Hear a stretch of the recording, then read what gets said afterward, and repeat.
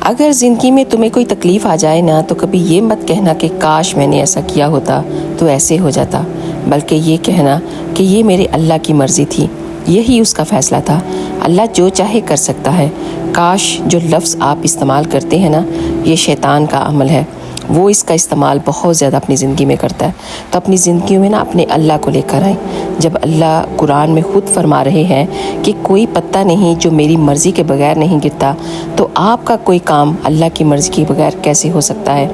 دیکھیں، یہ جو ہماری آتی جاتی سانسیں ہیں نا، یہ کبھی بھی بند ہو سکتی ہیں۔ تو جو کچھ بھی آپ کی زندگی میں ہو رہا ہے نا، اللہ کی مرضی سمجھ کر اسے گزارتے جائیں۔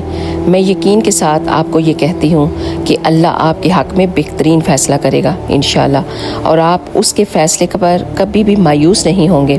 سچے دل سے اس کو پکارتے رہیں، اس کے حکموں کو مانتے رہیں، نماز قرآن کو اپنی زندگیوں سے کبھی دور مت کریں۔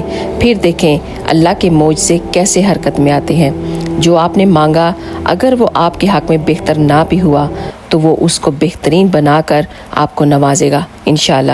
اپنے گناہوں سے ہمیشہ توبہ کرتے رہیں اور حسن خاتمہ کا فکر کیا کریں۔ استغفار زیادہ سے زیادہ پڑھا کریں، اور یاد رکھیں ہمیشہ کے لیے کچھ بھی نہیں ہے۔ اس چیز کی فکر زیادہ کیا کریں کہ یا اللہ جب ہم مر کر تیرے پاس آئیں تو ہم سے راضی ہو۔ دنیا میں سب کچھ پا کر بھی انسان خالی ہاتھ ہی رہتا ہے، اور اگر آپ نے اللہ کو پا لیا تو پھر سب کچھ آپ نے پا لیا۔ اگر آپ کو یہ ویڈیو پسند آئی ہے تو پلیز ایک دفعہ اس کو شیئر کر کے لازمی جائیے گا۔ آپ سب کا بہت بہت شکریہ۔ جزاک اللہ خیر۔